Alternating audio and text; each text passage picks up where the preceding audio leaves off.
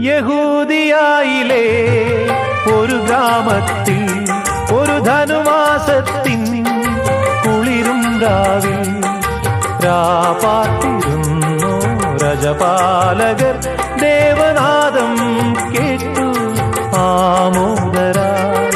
വർണ്ണരാജികൾ വിടരും വാനിൽ വെള്ളിമേഘങ്ങൾ ഒഴുകും രാവിൽ താരക രാജകുമാരിയോടൊത്തന്നു തിങ്കൾ കലപാടി ഗ്ലോറിയ അന്നു തിങ്കൾ കലപാടി